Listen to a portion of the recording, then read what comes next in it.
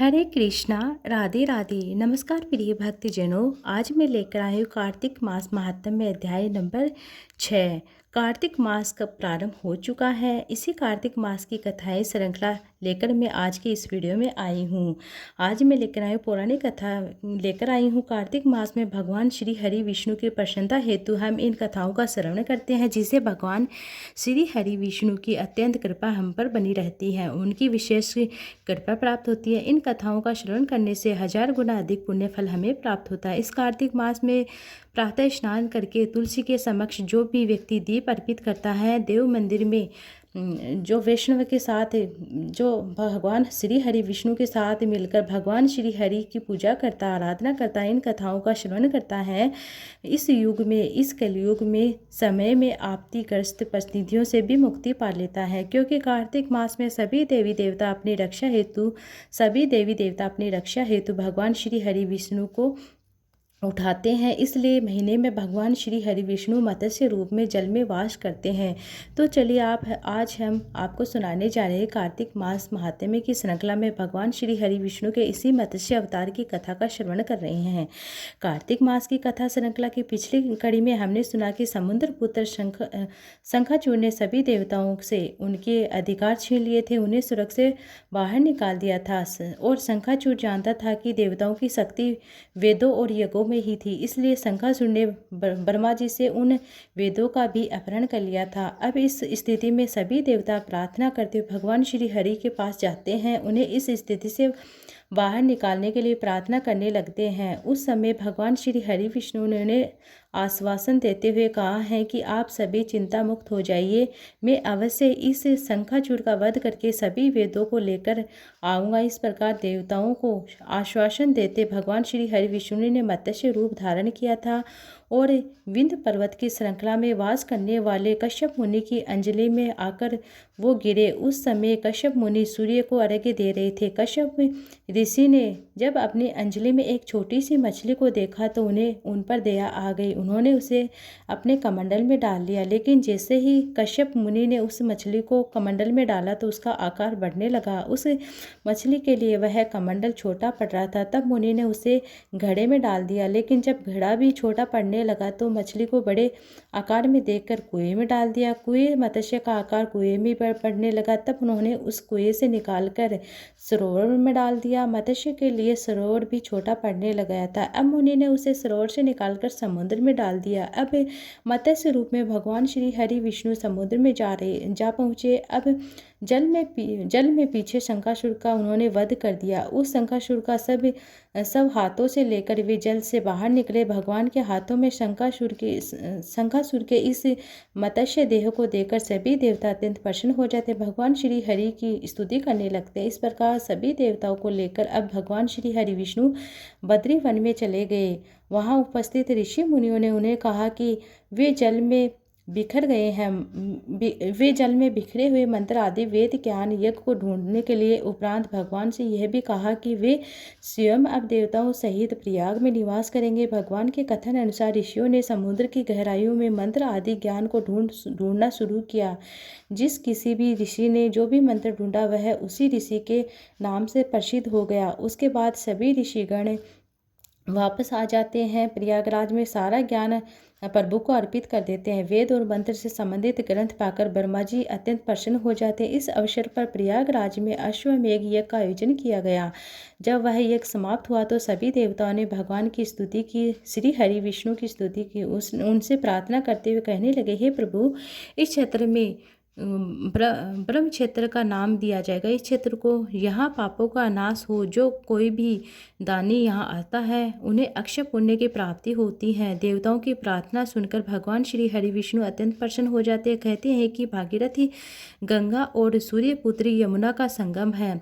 यह क्षेत्र सभी तीर्थों का राजा माना जाएगा, इसलिए तभी से प्रयागराज को तीर्थ राज कहा जाता है। भगवान श्री हरि विष्णु ने आगे कहा कि माघ मास में तीर्थराज प्रयाग में स्नान पूजन दान पुण्य करने वाले को मुक्ति मिल जाएगी और वह परम वैकुंठ धाम को प्राप्त होगा।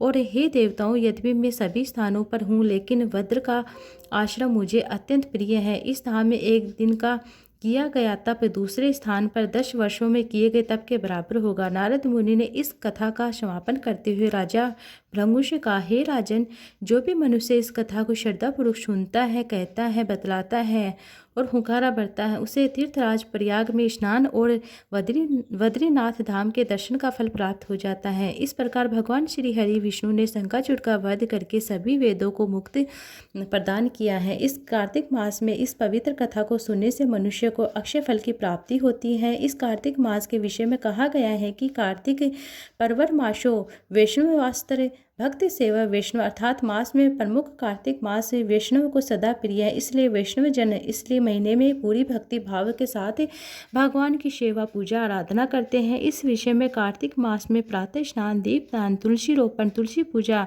पृथ्वी पर शयन, ब्रह्मचर्य का पालन, भगवान विष्णु के नाम का कीर्तन, वैदिक पुराणों की कथाओं का श्रवण करते हैं। इन सभी नियमों का पालन अगर कोई भी मनुष्य इन नियमों का नियम पूर्वक पालन कर लेता है तो उन्हें मोक्ष की प्राप्ति होती है। मोक्ष यानी परम भगवान श्री हरि विष्णु श्री भगवान श्री कृष्ण की नित्य आध्यात्मिक भक्ति सेवा प्राप्त हो जाती है। इसलिए यह व्रत भगवान श्री हरि विष्णु भगवान श्री कृष्ण को अत्यंत प्रिय है। इस मास में भगवान श्री कृष्ण के साथ साथ उनके भक्तों की सेवा करने से भी वे अत्यंत प्रसन्न होते हैं। इसलिए हम इस मास में हम तुलसी देवी की भी आराधना करते हैं। इस मास में किया गया तुलसी पूजन, तुलसी परिक्रमा, तुलसी स्पर्श, तुलसी दर्शन मनुष्य को 1000 गुना अधिक पुण्य फल प्रदान करता है। इसके साथ ही वह मनुष्य की कृष्ण भक्ति से भी अनेक गुना प्रगति प्रदान करता है। तो इसलिए इस कार्तिक मास में तुलसी देवी विशेष पूजा अर्चना स्तुति करनी चाहिए। अब आप तुलसी देवी के समक्ष बैठकर हरे कृष्ण महामंत्र का जाप कर सकते हैं और करना भी चाहिए। तो तुलसी देवी की अत्यंत प्रसन्नता होती है। वे आपको भगवान श्री हरि विष्णु भगवान श्री कृष्ण की शुद्ध भक्ति प्रदान करती हैं। तो यह थी आज की कार्तिक मास कथा। अगर आपको आज की यह कथा अच्छी लगी तो इस वीडियो को लाइक कीजिएगा, शेयर कीजिएगा। अभी तक मेरे चैनल को सब्सक्राइब नहीं किया तो प्लीज़ सब्सक्राइब कर लीजिए। पूरे कार्तिक मास के दौरान ऐसी ही पौराणिक कथाओं को सुनने के लिए हमारे चैनल से जुड़े रहिएगा आप हमारे, क्योंकि इन सभी गुप्त से गुप्त हम रेगुलर जानकारी देते हैं, चाहे वह किसी भी त्यौहार की हो या चाहे किसी भी व्रत की हो, फिर किसी भी एकादशी, हम आपसे मिलते हैं। इस श्रृंखला की अगली कड़ी के साथ बहुत जल्द आएंगे। अब हम इस पवित्र कार्तिक मास में तुलसी देवी की आरती करते हैं। प्रतिदिन तुलसी देवी की पूजा करते समय आरती अवश्य करना चाहिए। आरती का स्तवन पठन श्रवण करना चाहिए। आइए हम तुलसी महारानी की आरती करते हैं। जय जय तुलसी माता मैया, जय तुलसी माता, सब जग की सुखदाता, सबकी वर माता मैया, जय जय तुलसी माता। सब योगों से ऊपर, सब रोगों से ऊपर, रज से रक्षक करे सबकी भवत्राता मैया, जय जय तुलसी माता। बटुपुत्री है श्यामा, सूर्य बलि है ग्रामा, विष्णु प्रिय जो नर तुमको सेवे सो नर तर जाता मैया, जय तुलसी माता। हरि के शीस विराजत, त्रिभुवन से हो वंदित, पतित जनों की तारिणी तुम हो विख्याता मैया, जय तुलसी माता। लेकर जन्म विजन में आई दिव्य भवन में, मानव लोक तुम्ही से सुख संपत्ति पाता मैया, जय तुलसी माता। हरि को तुम अति प्यारी, श्याम वरण शुभकारी, प्रेम अजब है उनका तुमसे के सनाता मैया, जय तुलसी माता। हमारी विपदा हरो तुम कृपा करो माता मैया, जय तुलसी माता। जय जय तुलसी माता मैया, जय तुलसी माता। सब जग की सुखदाता, सब की वर माता, मैया जय जय तुलसी माता, मैया जय जय तुलसी माता, सबकी सुखदाता, सबकी वर माता, मैया जय तुलसी माता। अब अन्य तुलसी आरती का स्मरण करते हैं।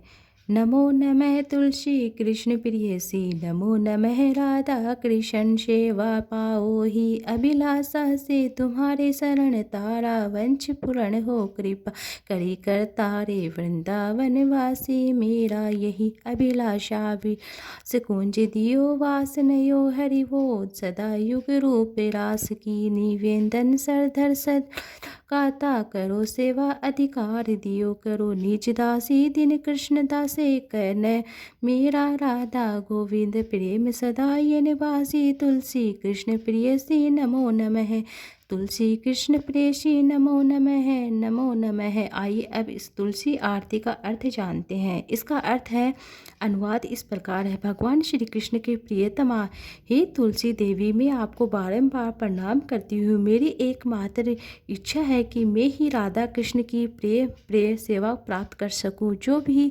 आपकी शरण लेता है उसकी कामनाएं पूर्ण हो जाती हैं, उस पर आप अपनी कृपा सदैव बरसाती रहती हो, उसे वृंदावन वासी बना देती हो। मेरी एकमात्र यही अभिलाषा है कि आप मुझे भी वृंदावन में कुंजों में निवास करने की अनुमति दे, जिससे मैं युगल की श्री राधा रानी की सुंदर लीला का सदैव दर्शन करती रहूं। आपके चरणों में मेरा यही निवेदन है कि मुझे किसी भी व्रज गोपी की अनुचर बना दीजिए, सेवा का अधिकार देकर मुझे आपकी निज दासी बनाने का अवसर प्रदान कीजिए। अति दंड कृष्णदास, आपने यही प्रार्थना करती हूँ कि मैं सदा सर्वदा श्री श्री राधा गोविंद के प्रेम में डूबी रहूं। इस प्रकार तुलसी आरती करने के बाद अब समय तुलसी देवी पर दक्षिणा करने का, और तुलसी देवी की पर दक्षिणा करते समय आप इस मंत्र का उच्चारण अवश्य करें।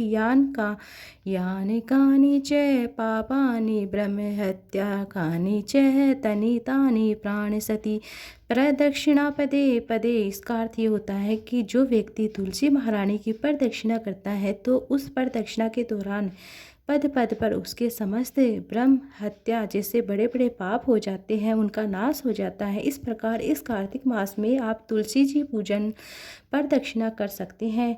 चलिए अब हम इस पवित्र दामोदर मास यानी कार्तिक मास में तुलसी देवी के स्तोत्रम का पाठ भी कर लेते हैं, जिसकी रचना श्री पुंडरीकाक्षदास द्वारा की गई थी। हे जगत, अब मैं आपको तुलसी स्तोत्रम का हिंदी अनुवाद बता रही हूँ, भावार्थ समझा रही हूँ।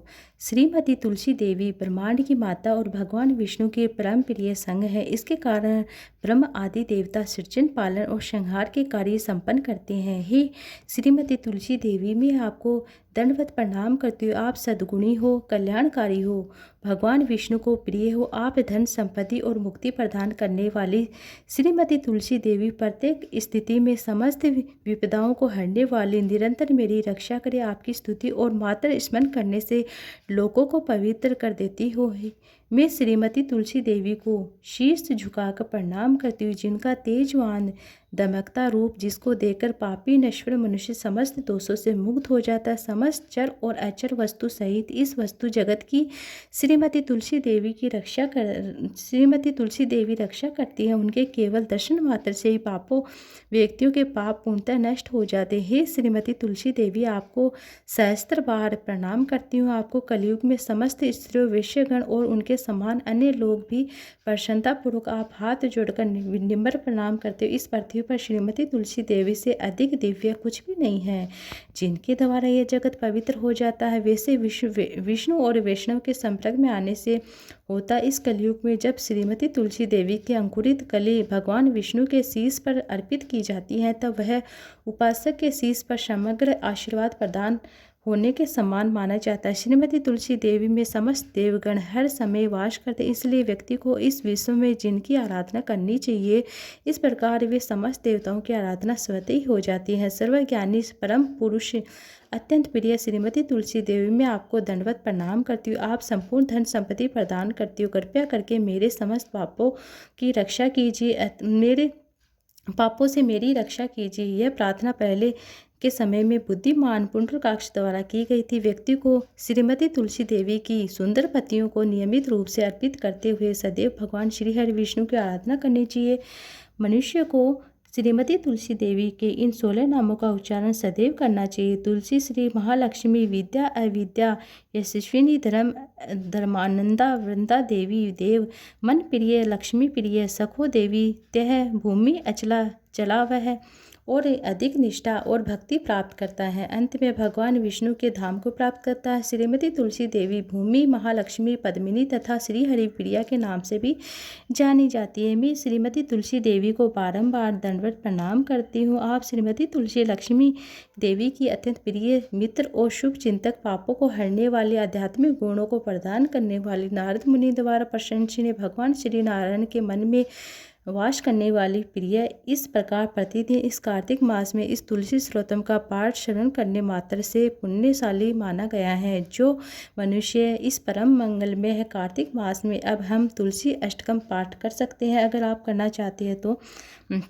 इस अष्टकम का वर्णन हमें ब्रह्मवैवर्त पुराण में मिलता है। एक समय जब तुलसी देवी भगवान से रुष्ट होकर अंतर्ध्यान हो गई थी, उस समय भगवान के विरह में आतुर होकर वृंदावन में चले गए। उन्होंने वहां पर तुलसी देवी की पूजा स्तुति की। उस समय उन्होंने जिस मंत्र स्रोत की रचना की थी वह स्रोत इस प्रकार है। श्री भगवान, मैं आप सभी को इसका अर्थ बता रही हूँ। श्री भगवान ने कहा कि जब ब्रह्म रूप वृक्ष एकत्र होते हैं तब वृक्ष समुदाय अथवा वन को भूत जन वृंदावन कहते। ऐसे वृंदावन नाम से प्रसिद्ध अपनी प्रिय तुलसी में उपासना करता हूँ, जो देवी प्राचीन काल में वृंदावन में प्रकट हुई थी।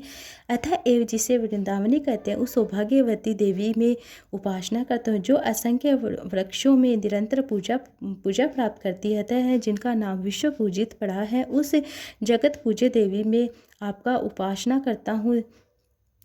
हे देवी, जिसके सदा अनंत विश्व को पवित्र किया है, उस विश्व पावनी देवी में निरह से आतुर होकर स्मरण करता हूँ, जिसे बिना अन्य पुष्प समूह के अर्पण करने पर देवता प्रसन्न नहीं होते। ऐसी पुष्पों के सारभूता और शुद्ध स्वप्नी तुलसी देवी मैं शोक से व्याकुल होकर दर्शन करना चाहता हूँ। संसार में जिसकी प्राप्ति मात्र से भक्त परम आनंदित हो जाते, इसलिए नंदिनी नाम से जिसकी प्रसिद्धि है, वे भगवती तुलसी देवी अब मुझ पर प्रसन्न हो जाएगी, जिस देवी की अखिल विश्व में कहीं तुलना नहीं की जा सकती। अतः जो तुलसी कहलाती है, उस अपने प्रिय की मैं शरण ग्रहण कर रहा हूँ। वह साध्वी तुलसी वृंदा रूप से भगवान श्री कृष्ण की जीवन स्वरूपा है। उनकी सदा प्रियतमा होने के कृष्ण जीवन नाम से विख्यात है। वो देवी तुलसी मेरे जीवन की रक्षा करे। इस अष्टकम की रचना स्वयं भगवान श्री हरि कृष्ण ने भगवान श्री कृष्ण द्वारा की गई थी। इससे हम समझ सकते हैं कि यह कितना पुण्यदायक मंगलकारी है। इस कार्तिक मास में इस प्रतिदिन पठन या श्रवण करने से मनुष्य के सारे पाप नष्ट हो जाते हैं, लेकिन उसे वृंदावन देवी की विशेष कृपा प्राप्त होती है। तुलसी महारानी की विशेष कृपा प्राप्त कहा जाता है कि भगवान के धाम यानी गोलोक वृंदावन यदि प्रवेश करना है तो तुलसी देवी की आज्ञा के बिना यह संभव नहीं हो सकता। इसलिए श्रीमती तुलसी देवी की कृपा प्राप्त करने के लिए इस कार्तिक मास में प्रतिदिन अष्टकम पाठ श्रवण करें, आरती करें, भगवान श्री कृष्ण और तुलसी माता की पूजा करें। हरे कृष्णा, राधे राधे।